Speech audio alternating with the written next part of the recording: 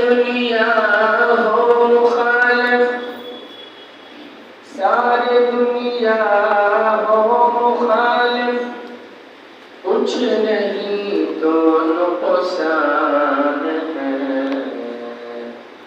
डर नहीं है गम नहीं है, जब मेरे साथ अल्लाह है।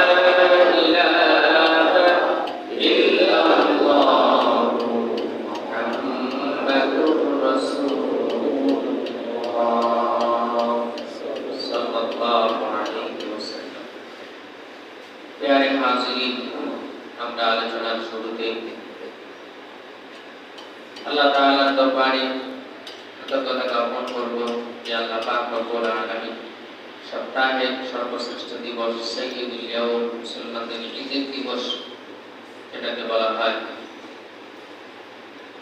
আজকের মতো এমন একটা পবিত্র দিন, যে দিনটা হলো মুসলমানদের জন্য আলাদা করে বেশি করে ইবাদতের দিন, বেশি বেশি করে নবী করিম সাল্লাল্লাহু আলাইহি সাল্লামের প্রতি দরুদ পড়ার দিন, বেশি বেশি করে আল্লাহ তাআলার দরবারে কৃতজ্ঞতা অর্থাৎ কালিমাতুশ শুকর আদায় করার দিন।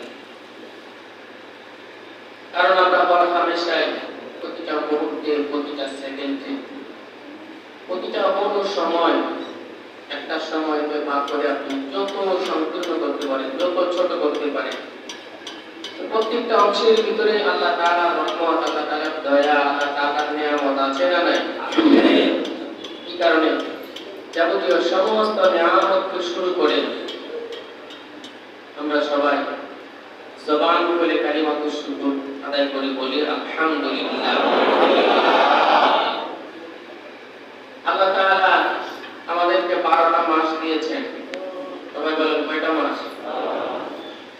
আরবিতে হলো 12টা মাস, বাংলাতেও 12টাই, আবার ইংরেজিতে আমরা 12টাই করি, গণনা করি। 12টা মাস দেখবেন, এক একটা মাসের ভিতরে এক একটা বৈশিষ্ট্য আছে।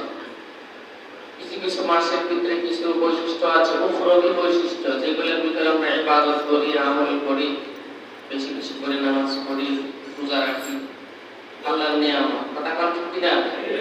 আবার কিছু কিছু মাস আছে বান্দার জন্য দুনিয়ার হিসেবেও আনন্দের, দুনিয়া হিসেবেও আনন্দের। আল্লাহ তাআলা এই মাসগুলোতে বিভিন্ন রহমত ছড়ায় রাখছেন, বিভিন্ন নিয়ামত ছড়ায় রাখছেন। যেমন ধরেন বর্তমান যে মাসগুলো যাচ্ছে, বৈশাখ জ্যৈষ্ঠ মাস বাংলাতে বলে না, এই বৈশাখ জ্যৈষ্ঠ মাসকে বলা হয় মধু মাস। কি মাস বলা হয়? মধু মাস বলা হয় না? কারণ কি? এই মাসে আল্লাহ পাক রব্বুল আলামিন আমাদের জন্য মধুর ব্যবস্থা করেছেন, মধুর ফলমূল। এই মাসের ভিতরে আমগুলা পাকতেছে। কথা বলছেন না? আলহামদুলিল্লাহ, বন্যা একটা আলহামদুলিল্লাহ। আল্লাহ তাআলা কি নিয়ামত! হ্যাঁ, আমরা যে জান্নাতের ফলমূল খাবো, এটার একটা নজরানা আল্লাহ তাআলা দুনিয়াতে পেশ করেছেন, যে দুনিয়ার আম, দুনিয়ার হিমসাগর, দুনিয়ার ল্যাংড়া আম, দুনিয়ার আম্রপালি, কত নাম আছে, কত জাতের আম আছে। শুধু আমরা যে সমস্ত জায়গাগুলোতে আমের ব্যবসা করা হয়, বেশি বেশি রাজশাহী, চাঁপাইনবাবগঞ্জ, সাতক্ষীরা, ওই কয়েকটা ব্র্যান্ডের আমের নাম জানি, কিন্তু দুনিয়াতে কত হাজারো আম আছে, কত জাতের প্রজাতির আম আছে, যেগুলোর নাম আমরা জানিও না। কথা বলছি কিনা? বা গ্রাম গ্রামগঞ্জে যে সমস্ত মানুষ আজ থেকে 20-30 বছর 50 বছর যাবত একটানা খাচ্ছে, কিন্তু নাম জিজ্ঞেস করলে বলতে পারবে না, আমের নাম বলতে পারবে না। কথা ঠিক কিনা? আমাদের এই ধরনের নাম ছাড়া কত প্রকারের আম আল্লাহ তাআলা আমাদেরকে খাওয়াচ্ছেন। আলাদা করে কোনোদিন আল্লাহ তাআলার দরবারে কালিমাতুল শুকর আদায় করে আলহামদুলিল্লাহ বলি আমরা? আল্লাহ এত নিয়ামত তুমি খাওয়াচ্ছ, দুনিয়াতে এক একটা আমের এক একটা স্বাদ, এক একটা আমের এক একটা ঘ্রাণ, তাহলে জান্নাতের ভিতরে যে আমগুলো আছে, নিয়ামতগুলো আল্লাহ তাআলা ফলমূলের নিয়ামতগুলো আমাদেরকে দিবেন, সেগুলো আমাদের কত মজা, কত উন্নত মানের হবে। কথা ঠিক কিনা? শুধু আম সাথে দিচ্ছেন টাকা, কথা ঠিক কিনা? কয়েকদিন পরে করে বৃষ্টি হবে আর জামগুলা পাকবে, কিছুগুলা তো আলহামদুলিল্লাহ প্রায় এসে গেছে, ঠিক না? কয়টা ফলের কথা বলবেন? প্রতিটা নিয়ামত যদি আলাদা করে আপনি হিসাব করেন, আলাদা করেন, এক একটা নিয়ামতের শুকরিয়া সারা জীবন যদি আপনি আদায় করার চেষ্টা করেন, আদায় হবে? তবে তাদের ভিতরে আজকে যাবতীয় নিয়ামতকে স্মরণ করে কেউ যদি আলহামদুলিল্লাহ বলে, তাহলে কেমন যেন সে তার এটার হক সে আদায় করবে। সুবহানাল্লাহ। এজন্য বেশি বেশি করে শুকরিয়া আদায় করা দরকার আছে না নাই? যদি কেউ কালিমাতুল শুকর আদায় করে দিল থেকে অনুধাবন করে, আমরা তো আলহামদুলিল্লাহ বলি কিন্তু চিন্তা করি না, অনুধাবন করি না, যদি দিল থেকে দিলের গভীর থেকে যদি চিন্তা করতে পারতাম যে ফলগুলো যে আল্লাহ তাআলা আমাদেরকে দিচ্ছেন, কেন দিচ্ছেন, এগুলোর ভিতরে কি আছে। ডাক্তাররা বলে যে মৌসুমী যে ফলগুলা আল্লাহ পাক রব্বুল আলামিন আমাদেরকে উপহার দেন, এটা ফায়দা এত বেশি। আমাদের দেহের ভিতরে যে অপূরণীয় কিছু ক্যালসিয়াম বা কিছু ঘাটতি থাকে, ঘাটতিগুলো পূরণ হয় মৌসুমী ফল খেলে। সুবহানাল্লাহ। আমাদের একজন উস্তাদ ছিলেন, যাত্রাবাড়ি বড় মাদ্রাসার হুজুর মাওলানা আব্দুল বাসের খান সাহেব, উনি বলতেন মৌসুমী ফল কেউ মিস করবে না। আমাদের ক্লাসের ভিতরে হুজুর আলাদা করে বলতেন, এটা আপনাদের জন্য নসিহত, আমাদের ছেলে মেয়েদের জন্য, যে মৌসুমী ফল কেউ মিস করবে না। আঙ্গুরের মৌসুম যখন আসবে, হুজুরের ভাষ্য, আঙ্গুরের মৌসুম যখন আসবে, যদি তোমাদের পকেটে টাকা না থাকে তাহলে দোকানদারকে 1 টাকা দিবে, 1 টাকা দিয়ে বলবা যে মেহেরবানি করে আমাকে একটা আঙ্গুর দেন। কয়টা আঙ্গুর? হুজুর যেগুলো আমরা এটা করি না, কিন্তু হুজুর আমাদেরকে গুরুত্ব বুঝায়, 1 টাকা দিয়ে একটা আঙ্গুর ফল কিনবা, একটা আঙ্গুরের ভিতরেই তোমার দেহের অপূরণীয় ঘাটতিগুলো আল্লাহ পূরণ করে দিবে।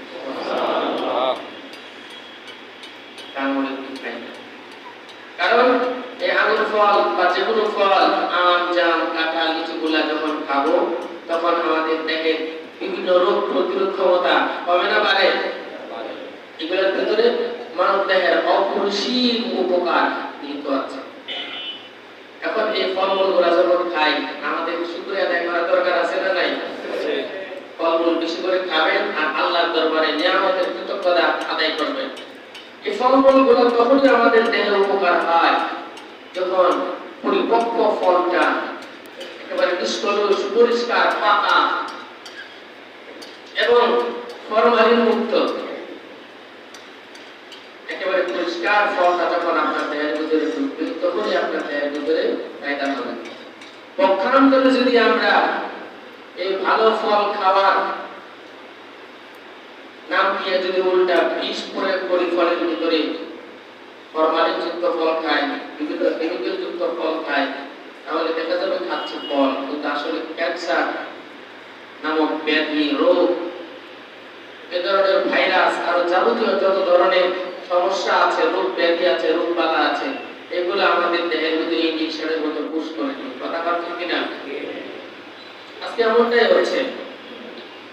দেশের ভিতরে আমরা যে ফলমূলগুলো খাচ্ছি, আমরা জাতিগতভাবে এটা আমাদের সামাজিক অবক্ষয়, রাষ্ট্রীয় অবক্ষয়। এত চেষ্টা করা হচ্ছে, এত ভ্রাম্যমাণ আদালত, ভোক্তা অধিকার সংরক্ষণ অধিদপ্তর, এর মাধ্যমে কত ভ্রাম্যমাণ আদালত কায়েম করা হচ্ছে, এত কিছু করা হচ্ছে, কিন্তু এই ফলমূলে বিষ দেওয়া এটা বন্ধ হচ্ছে না। মানুষের শুধু চায় আর চায়, মানুষের শুধু সম্পদ চায় আর চায়, কিভাবে বাড়াতে হবে, কিভাবে আমার বাড়বে, শুধু এই চিন্তা করে টাকা সে কিভাবে কামাচ্ছে, সে একেবারে অন্ধ হয়ে যায়। কথা ঠিক কিনা? অন্ধর মতো হয়ে যাচ্ছে। ফল পরিপক্ক হওয়ার আগে, এখনো আম পাকে নাই, আম পাকার আগে গাছ থেকে আম পেড়ে, এই কথাগুলো বলছি যারা আমরা এই ধরনের বিভিন্ন ব্যবসা বাণিজ্য করি, আমরা কথাগুলো ভালো করে মনোযোগ দিয়ে শুনবো। যে কাজটা করে যে কি পরিমাণ ক্ষতি করতেছি আপনি কল্পনা করতে পারবেন না। এই ফলের ভিতরে ভাইরাস, আপনি যে কোনো ফল দেখেন, আম দেখেন, কাঁঠাল দেখেন, লিচু দেখেন, লিচুর ভিতরে দেখলাম একটা তো হলো লিচু পাকার জন্য কেমিক্যাল ইউজ করে, আর একটা হলো লিচু কালারিং হওয়ার জন্য। আমাদের লাল জিনিস পছন্দ বেশি, কথা ঠিক কিনা? বাজারে গেলে লাল জিনিস আমাদের খুব বেশি পছন্দ হয়। তারপর লিচুটার কালার যদি লাল টকটকে হয়, গোলাপি কালারের মতো হয়, তখন আমরা খুব বেশি পছন্দ করি, প্রয়োজনে কিছু দাম বাড়ায় দিয়ে আমরা কিনে নিয়ে আসি। এটা আমি অবাক হয়ে গেলাম, এই কালারটা করার জন্য কেমিক্যাল ব্যবহার করা হচ্ছে, স্প্রে ব্যবহার করা হচ্ছে। আলহামদুলিল্লাহ বলেন না? কোন খাবারটা নাই? আমি ভাবতাম আনারসের ভিতরে মনে হয় কিছু দেয় না, এখন দেখে আনারসের ভিতরে আরো বেশি করে দেয়। তরমুজ, আমরা মনে করতাম তরমুজ লাল হওয়ার জন্য, এটা মনে আল্লাহ বলে তো লাল হয়েই আসে। এখন দেখি অতিরিক্ত লাল বানানোর জন্য এই তরমুজের ভিতরে ইনজেকশন পোষ করা হয়।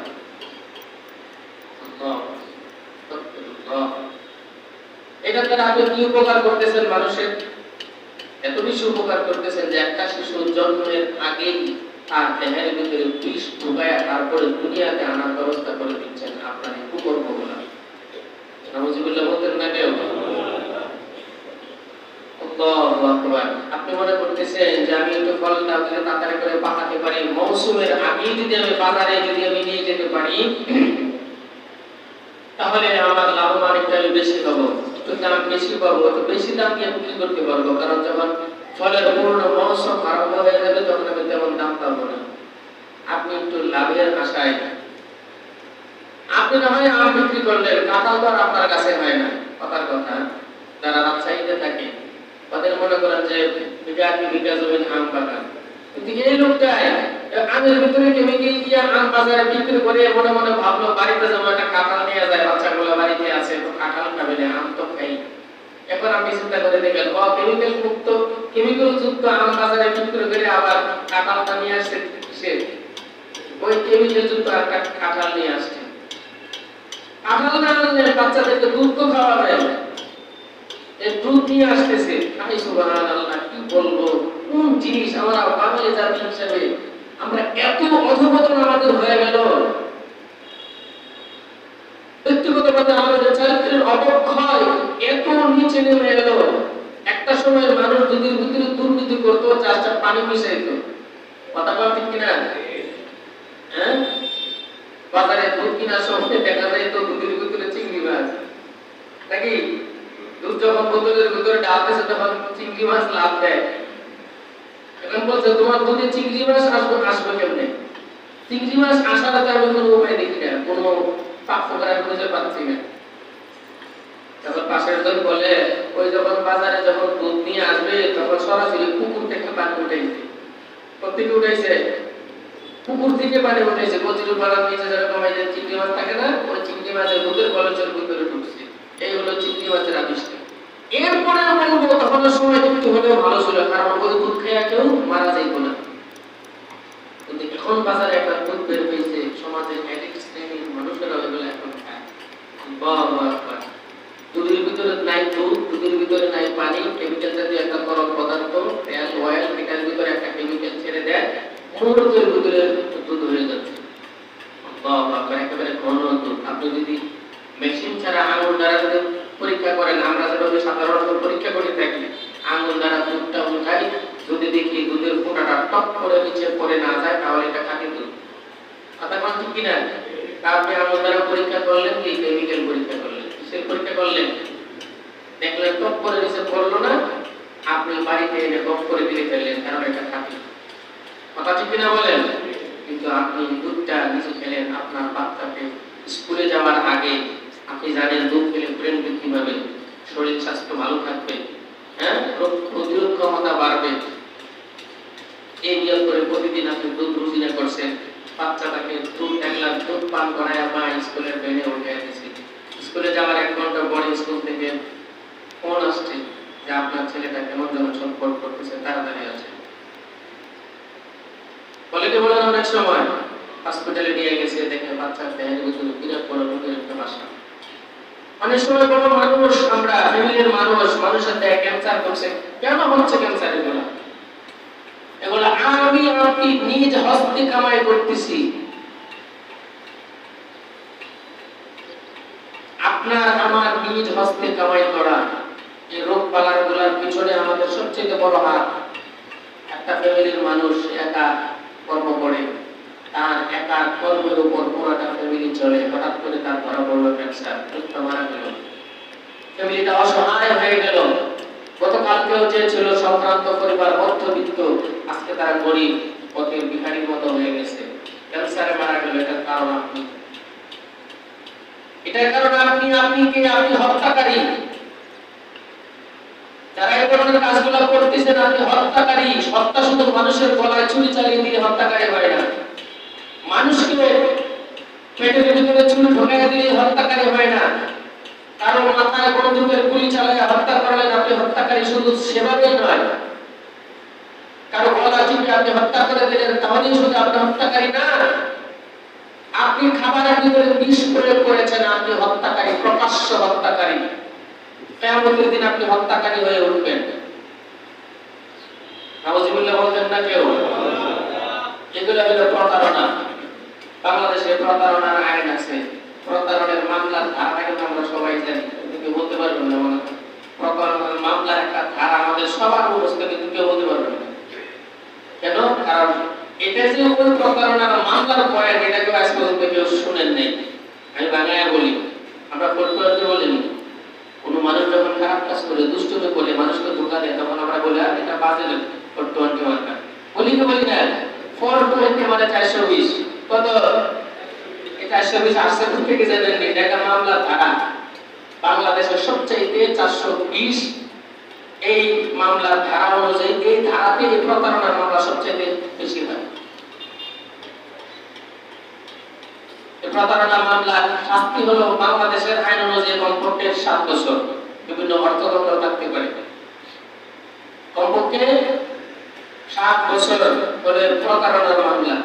কিন্তু এত হত্যা অধিকার, এত কিছু করতেছে, কয়েকদিন পরে পরে দেখবেন একটা ছোট ছোট ফ্যাক্টরিতে যাচ্ছে, বাহির দিয়ে তালাবদ্ধ করে, ভিতর দিয়ে মাশাআল্লাহ পৌঁছে শিশু খাদ্য বানাচ্ছে। কি বানাচ্ছে? ওই লাচ্ছি আছে না, লাচ্ছি বানাচ্ছে, আমের জুস বানাচ্ছে, আমের কোনো নাম বলবো না, সব কেমিক্যাল, গন্ধে ঢোকা যাচ্ছে না সেই রুমের ভিতরে, অথচ শিশু খাদ্য গাড়িতে গাড়ি শিশু খাদ্য এখান থেকে বের হচ্ছে। এই জাতি সুস্থ মস্তিষ্ক নিয়ে বড় হবে কিভাবে? আপনারা অবাক হয়ে যাবেন। আগামী 10-15 বছরের ভিতরে আমাদের একটা প্রজন্ম আমাদের থেকে চিরবিদায় নেবে। যাদেরকে আমরা বাবা বলি, যাদেরকে আমরা দাদা বলি, কথা বল ঠিক কিনা? 15-20 বছরের ভিতরে দেখবেন বেশি এই একটা প্রজন্ম শেষ হয়ে যাবে। এরপরে যে প্রজন্মটা আরম্ভ হচ্ছে, এটা হলো দুর্দশাগ্রস্ত একটা প্রজন্ম, শারীরিকভাবে অবক্ষয়প্রাপ্ত, অসুস্থ, রুগ্ন একটা প্রজন্ম। এটা আরম্ভ হয়ে গেছে। আস্তে আস্তে আমরা আসতেছি। আমাদের গড় আয়ু এত কমতেছে কেন?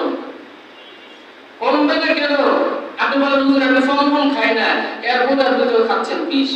আপনি যে দোকানগুলা থেকে এই যে পোশাক কিনতেছেন, লাউ শাক কিনতেছেন, টাটকা লাউ শাক, ওটা আসবে রংপুর থেকে, এখন আপনার সামনে টাটকা মনে হয় যে বাড়ির পিছনে ক্ষেত থেকে উঠে এনে বিক্রি করতেছে। কথা বল ঠিক কিনা? আপনি মনে করছেন ওরে সুবহানাল্লাহ, কি তাজা লাউ শাক, না কি টাটকা পোশাক, এটা আপনি কি কিনলেন? আপনার পটলগুলা তাজা, অথচ ওখানে প্রায় 10-15 দিন আগে তাজা মরিচ, সবকিছু আপনি তাজা খাচ্ছেন, পাচ্ছেন। কোথেকে পাচ্ছেন এগুলো? প্রিজারভেটিভ, তারপরে বিভিন্ন কেমিক্যাল, ফরমালিন, কিছু কেমিক্যাল মিশানো হয় তাড়াতাড়ি পাকানোর জন্য, আর কিছু কেমিক্যাল মিশানো হয় এগুলো টাটকা থাকার জন্য। আমি যে কথাগুলো বলতেছি যে সত্য না মিথ্যা? কথাগুলো আপনাদের খারাপ লাগতেছে? বুঝবেন কিয়ামতের দিন কয়েকটা টাকার জন্য আপনি কি যে ক্ষতি করতেছেন, হত্যাকারী হয়ে উঠবেন। বাস্তব একেবারে 100% সত্য, আপনি হত্যাকারী হয়ে উঠবেন। কারণ আপনার বিষকে একটা লোক মারা গেল, এই লোকটা মরতো না, আপনি তাকে বিষ খাইয়েছেন, বিষ। আল্লাহ দরবারে আপনি কি হিসাব দিবেন? একটা টাকার জন্য কি হিসাব দিবেন আল্লাহর দরবারে? এই প্রতারণাগুলো আমরা করছি। এই রাসূল করিম সাল্লাল্লাহু আলাইহি ওয়াসাল্লাম বলেন, মান গাশশা ফালাইসা মিন্না, যে ধোঁকা দেশে আমাদের অন্তর্ভুক্ত, আমার দলের অন্তর্ভুক্ত না, তাকে আমি মুসলিম বলে স্বীকার করব না। হাউজে কাউসারে আপনি পানি পান করতে যাবেন, সুহবান সুহবান বলে রাসূলুল্লাহ তাআলা দিবেন। কারণ রাসূলুল্লাহ আগে ঘোষণা দিয়েছেন, তুমি আমার দলের অন্তর্ভুক্ত না। কারণ দলের অন্তর্ভুক্ত না হয়ে তুমি আবার হাউজে কাউসারে আমার পেয়ালা থেকে পানি পান করতে আসলে কিভাবে? রাসূলুল্লাহ বলবেন কিনা বলেন? নবী করিম সাল্লাল্লাহু আলাইহি ওয়াসাল্লাম বাজারের ভিতর দিয়ে গমন করছেন, কোথায় যেন যাবেন। তাকায় দেখলেন একটা লোক গমের বস্তা নিয়ে বসে আছে, গম বিক্রি করতেছে। গমের বস্তা দেখে নবী করিম সাল্লাল্লাহু আলাইহি ওয়াসাল্লামের সন্দেহ হলো। আল্লাহর নবী যাচাই করার জন্য গমের বস্তার ভিতরে হাত ঢুকাইয়া দিলেন। নবীজি দেখতে পেলেন গমের উপরের গমগুলা শুকনো, আর বস্তার ভিতর দিক থেকে উনি হাত দিয়া বুঝলেন ভিতরের গমগুলা সব ভেজা। নবী করিম সাল্লাল্লাহু আলাইহি ওয়াসাল্লাম তাকে জিজ্ঞেস করলেন, ব্যাপার কি? উপরের গমগুলো শুকনো আর ভিতরের গমগুলো কেন ভেজা, এভাবে তুমি রাখলা? লোকটা বলতেছে, ইয়া রাসূলুল্লাহ, বৃষ্টি ছিল যার কারণে গমগুলা ভিজে গিয়েছিল। নবীজি বললেন, তাহলে ভিজা গমগুলা উপরে রাখতা, মানুষ বুঝতো গমগুলা ভিজা। তুমি এই ভিজা গমগুলা নিচের ভিতরে দিয়া শুকনা গমগুলা উপরে দিয়া মানুষের সাথে তুমি প্রতারণা করছো কেন? এই প্রতারণা আমাদের দেশে মাছ বাজারে গেলে দেখছেন, সুবহানাল্লাহ, পুরা কিছু মাছ হাবি যাবি কিছু মাছ নিচের দিকে দিয়া বড় বড় মাছগুলা, তাজা মাছগুলা এগুলো উপর দিকে দিয়া বুঝায় এখানে যা নেবেন সব হলো গলদা চিংড়ি। কথা বুঝাইছে? তাজ মিশালি কিছু মাছ আছে না, এগুলোর ভিতরে দেখবেন উপরে ভালো মাছগুলা দেয়, উপরে বড় মাছগুলা দিয়া, নিচে ওই ছোট মাছগুলা দিয়া, বা কিছু পচা গান্ধা কিছু মাছ নিচে দিয়া উপরে ভালো মাছগুলো দিয়া সে বিক্রি করে দিচ্ছে।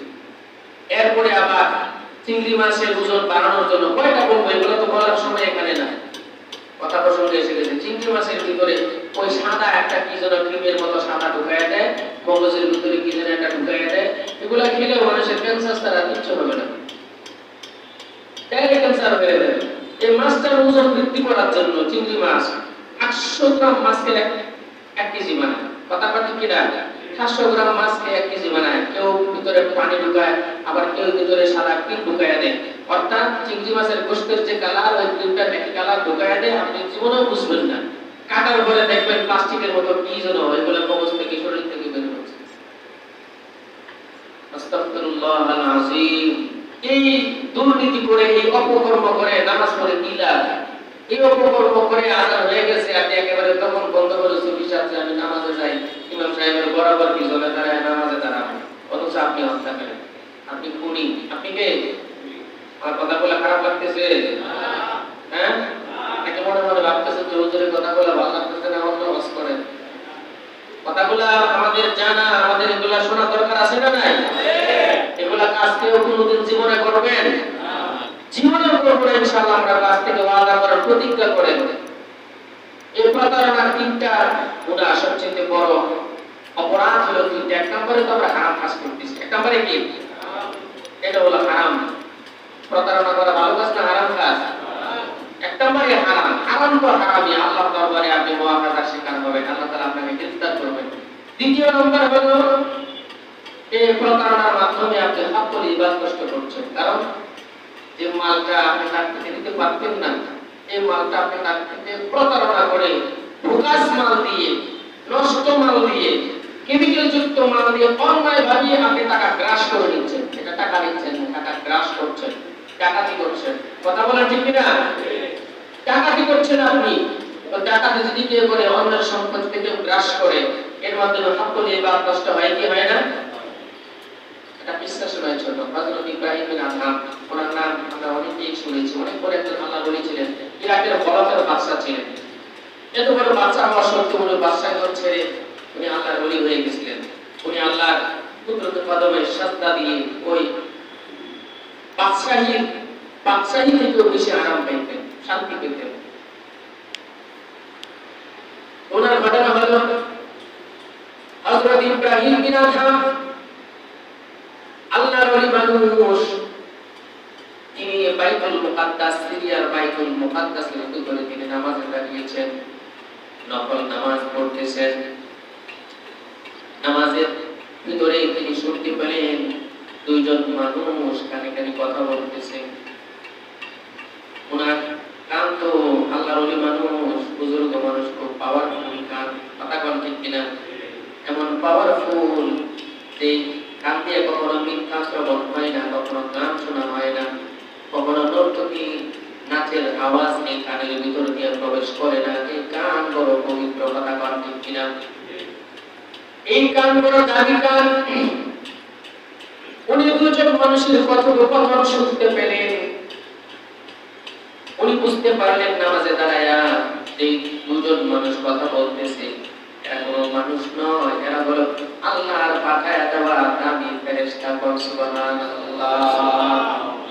উনি কান থেকে শুনতে থাকলেন কি বলতেছে। একজন ফেরেশতা বলতেছে, এই যে দেখো লোকটা নামাজ পড়তেছে, একে তুমি চেনো? কেউ ফেরেশতা বলতেছে, হ্যাঁ চিনি। ওর নাম কি? নাম বলে ইব্রাহিম বিন আদহাম। তো ঘটনা কি? ওই লোকটা এত ভালো মানুষ, এত দামি মানুষ, বলকের বাদশাহীর চাইতে এই লোকের কাছে যায় নামাজের দাম বড় বেশি। রাজা রাজত্ব থেকে, বাদশাহী থেকে, সমস্ত ধন সম্পদ থেকে, দুনিয়া রাজত্ব থেকে লোকটার কাছে যায় নামাজের দাম বড় বেশি। তবে আশ্চর্যের ঘটনা হলো বিগত কয়েক মাস যাবত যত আমল করে আল্লাহর আসমান ত্যাগ করে আমল উপরের দিকে ওঠে না, আমল উঠছে না। কারণ কি? আরেকজন ফেরেশতা বলল, ঘটনা কি আমল না ওঠার কারণ কি? দ্বিতীয় ফেরেশতা বলতেছে, গত কয়েক মাস আগে হজ ব্রত পালন করার জন্য মক্কায় গিয়েছিল। মক্কা থেকে আসার সময় আমরা খেজুর কিনে আনি, কে আনি না? বলে খেজুর কিনা হয় কি হয় না? হজ করতে গেছি আর খেজুর কিনলাম না, দুটা তাসবিহ কিনলাম না, আর জমজমের পানি আনলাম না। কেউ যদি এভাবে খালি হাতে আসে, পাড়ার মানুষ মনে করবে এটা হজ করতেই যাইবে। কথা বলা ঠিক কিনা? পানির গুরুত্ব এত বেশি। যাই হোক, আনন্দটা খারাপ না হলো, মানুষ খুশি হয়, একটু পানি, দুটা খেজুর খাওয়ালে মানুষ তৃপ্তি সহকারে বরকত মনে করে খায়। কথা কোন ঠিক কিনা? আনা ভালো। ইব্রাহিম বিন আদহাম খেজুর কিনতে গেছেন, কিন্তু মনের ভুলে ওই খেজুর যখন দোকানদার মাপতেছে, দুইটা খেজুর তিনি না বলে ওখান থেকে খেয়ে ফেলছেন। বলো তো দেখি, এই ধরনের কাজ আমরা করি কি করি না? সবাই বলে করি কি করি না? সুবহানাল্লাহ। 100 গ্রাম বাদাম কাটা মাপতে লাগতো, 50 গ্রাম জায়গা বেড়ে করে নেই। কথা কোন ঠিক কিনা? অনেক মানুষ ওগুলোতে বিরক্ত হয়। আমি একদিন দেখছি লোক বড়ই বিক্রি করতেছে, তো বড়ের মৌসুম মাত্র শুরু হয়েছে, সময় তো দাম বেশি। কথা কোন ঠিক কিনা? মানুষ করে কি 10 টাকার বড় কিনতে আসে, 20 টাকার বড় কিনে দুইটা টক টক করে খেয়ে ফেলে। দোকানদার বড় মাপার আগে তারা ঘোষণা দেয়, সাবধান, বড় কমতে দিবেন না, বড়ের অনেক দাম, কারণ নতুন বড়। কথা কোন ঠিক কিনা? তো যাই হোক, এই কাজগুলো করা ঠিক না, এই কাজগুলো করা অনেক অন্যায়। আপনি কেমন যেন তার কাছ থেকে না বলে খেয়ে ফেললেন। হ্যাঁ, একান্ত যদি খেয়ে ফেলেন তার কাছ থেকে অনুমতি নিয়ে নেবেন। কথা বুঝাইতে পারলাম না? তো যাই হোক, ইব্রাহিম বিন আদহাম এই দুইটা খেজুর খেয়ে ফেলছিলেন না বলি, উনি ওনার জেহেনের ভিতরে তেমন একটা বিষয়টা কাজ করে নেন। এরপরে উনি নামাজ পড়তেছেন, ওই বাইতুল মুকাদ্দাসে আসছেন, পবিত্রতম স্থান, পৃথিবীর শ্রেষ্ঠতম স্থান বাইতুল মুকাদ্দাস। ওখানে নামাজ পড়তেছেন, কিন্তু নামাজের সওয়াব আসমান ভেদ করে করতে উঠতেছে না। ইব্রাহিম বিন আদহাম পেরেশান হয়ে গেলেন, নামাজ ছেড়ে দিয়া পেরেশানিতে পড়ে গেলেন। হায় সর্বনাশ, কথা তো ঠিক, আমি তো ঠিকই খেজুর মাপার সময় দুইটা খেজুর তার কাছ থেকে অনুমতি ছাড়া খেয়ে নিয়েছিলাম, এখন কি করা? কারণ ওই সময়টা তো বিমান ছিল না, রকেট ছিল না, পায়ে হেঁটে যেতেন। প্রায় 2 মাসের পর ইব্রাহিম বিন আদহাম ফেরেশতার কথাগুলা শুনলেন, ওনার দিলের ভিতরে একটা হয়ে গেল যে আল্লাহ পাক রব্বুল আলামিন আমাকে বাঁচানোর জন্য এই একটা আমার দিলের ভিতরে ছেড়ে দিয়েছেন। সুবহানাল্লাহ। ইব্রাহিম আযম কাল বিলম্ব না করে আমার 2 মাসের পথ পায়ে হেঁটে মক্কায় উপস্থিত হলেন। নির্দিষ্ট দোকানটা খুঁজে বের করলেন। উনি দোকানে গেলেন, যা দেখেন যার কাছ থেকে খেজুর কিনেছিলেন সে দোকানের ভিতরে নাই, একটা যুবক মানুষ। যুবককে জিজ্ঞেস করা হলো, যুবক, গত কয়েক মাস আগে এই দোকান থেকে আমি খেজুর খরিদ করেছিলাম, কিন্তু যখন আমি খেজুর খরিদ করেছিলাম এই দোকানের ভিতরে একজন বৃদ্ধ মানুষ ছিলেন, উনি কোথায়? আমি ওনার কাছে একটু ঋণ পরিশোধ করতে চাই। যুবক ছেলেটা বলতেছে, হুজুর, আপনাকে আমি চিনি না, কোথেকে আসলেন আমি জানি না, কিন্তু বিগত কয়েকদিন হলো যিনি দোকানদার ছিলেন উনি হলেন আমার বাবা। গত কয়েকদিন আগে আমার বাবার ওফাত ইন্তেকাল হয়ে গেছে। ইব্রাহিম আযম পেরেশান হয়ে গেলেন। তবে উনি মাসলা জানেন, বাবা যদি কোনো পাওনাদার হয়ে থাকে, আপনি যদি বাবার কাছে ঋণী হয়ে থাকেন, বাবা মরে গেলে এই বাবার বংশধর যারা আছে তাদের কাছে ঋণ পরিশোধ করতে হবে। কারণ বাবা মরে গেলে বাবার সম্পদের ওয়ারিস হয় ছেলে মেয়েরা। কথা বলেন ঠিক কিনা? ইব্রাহিম বিন আযম বলতেছে, তাহলে বাবা শোনো, 2টা খেজুর মাত্র তোমার বাবা আমার কাছে পাওনা ছিল, এই 2টা ঋণ আমি পরিশোধ করতে চাই।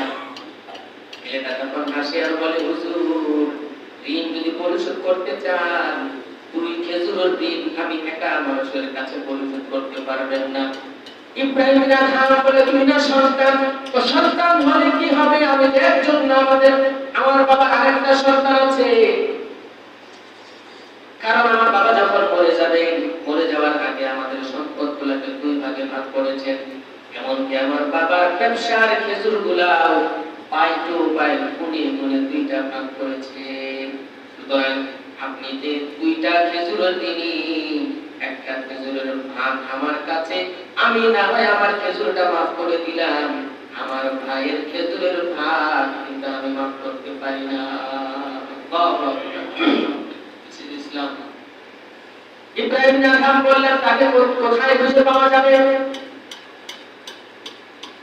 তখন আরেকটা বলছে, আমার যে ভাইয়ের কাছে আপনি আরেকটা খেজুরের ঋণী, এই ভাই এখান থেকে প্রায় 350 কিলোমিটার দূরে সেখানে খেজুরের ব্যবসা করে। ইব্রাহিম বিন আযম পায়ে হেঁটে ওই 350 মাইল দূরে যায় ওই আরেকটা খেজুরের ঋণ আদায় করে দিলেন। সুবহানাল্লাহ।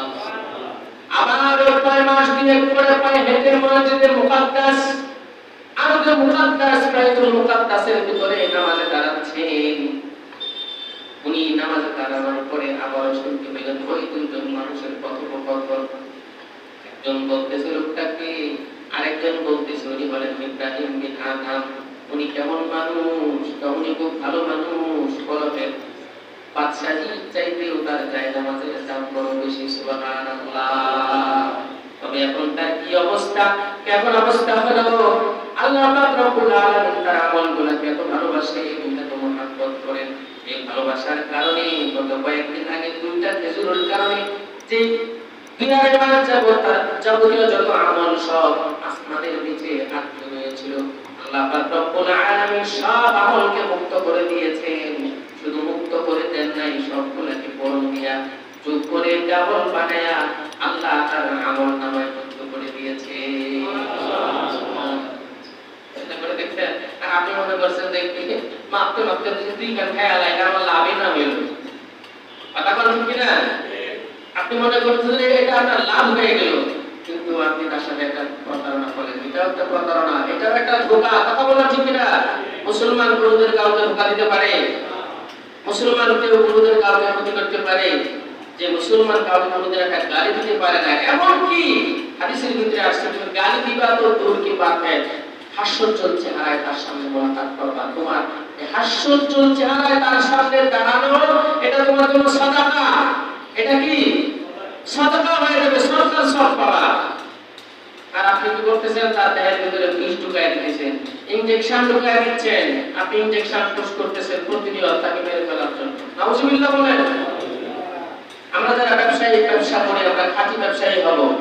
আত্তাজিরু আস-সাদুক, যারা সত্য নিষ্ঠা ব্যবসা করে ওরা রোজগারের দিন ওলিদের সাথে উঠবে, সিদ্দিকীনদের সাথে উঠবে, সালিহিনদের সাথে উঠবে, আম্বিয়া আলাইহিস সালাতু ওয়াস সালামদের সাথে এদের হাসর নাসর হবে। সুবহানাল্লাহ পড়ে। একজন নেককার ব্যবসায়ী, ইসলামের সিস্টেম হলো যখন তুমি কোনো মাল বিক্রি করবা, ভালো মালটাকে ভালো বলে দিবা, আর তোমার খারাপ মালটাকে নষ্ট মালটাকে একটু কম দামে বিক্রি করে দিবা।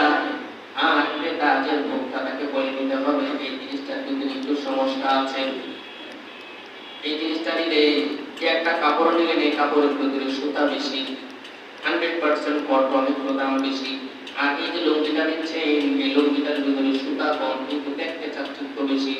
এমন ভাবে মার পালিশ করে দিচ্ছে মনে হয় সুবহানাল্লাহ ওইটার চাইতে এটার দাম কয়েকশো টাকা বেশি হবে, কিন্তু না, এটার দাম ওইটার চাইতে আরো কম, কারণ ভালো লুঙ্গির ভিতরে মার দেওয়া থাকে না। কথা সত্য না মিথ্যা? সেলাই করা থাকে, আপনি আনার পরে সঙ্গে সঙ্গে পড়তে পারবেন।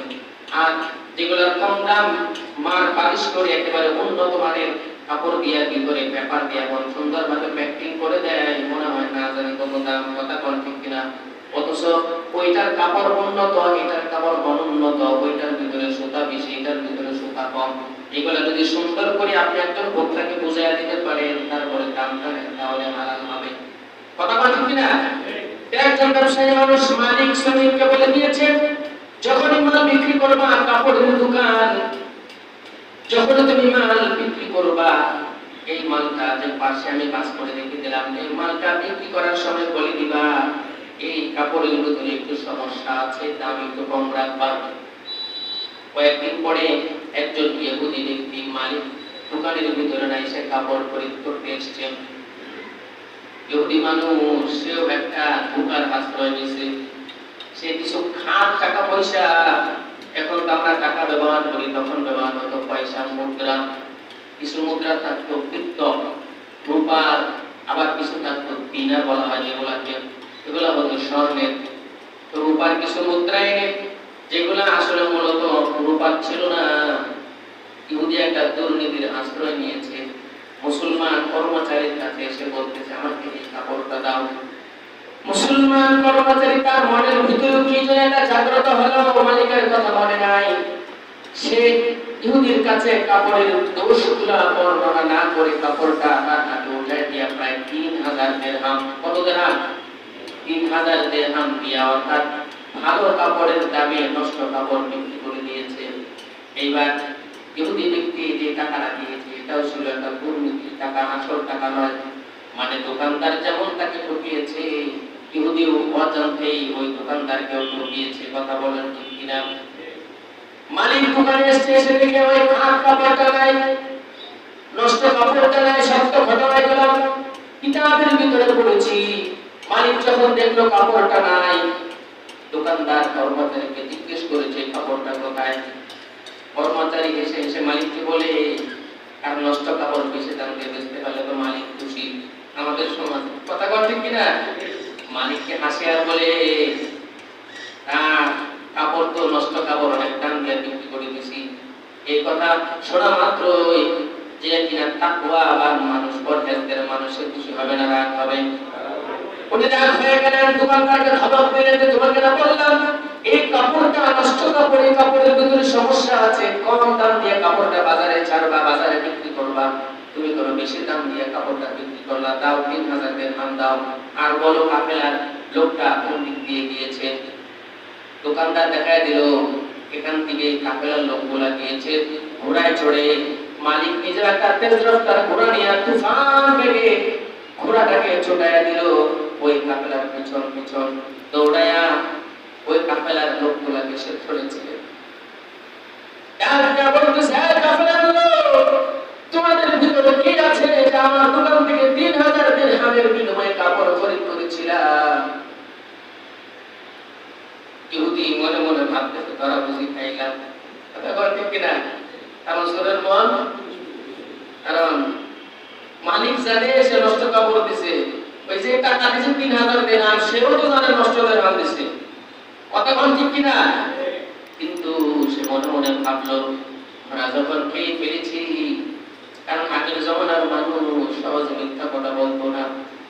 আপনারা জানলে অবাক হয়ে যাবেন, এখন তখন আবু জাহেল সহজে মিথ্যা কথা বলতো না, কারণ ওই জমানার কাফেররা নিজেদের আত্মমর্যাদা বোধ এত বেশি রক্ষা করতো, এত বেশি রক্ষা করতো, তারা মনে মনে ভাবতো আমি যদি মিথ্যা কথা বলি সমাজে আমার অবস্থান নষ্ট হয়ে যাবে। কথা কোন ঠিক কিনা?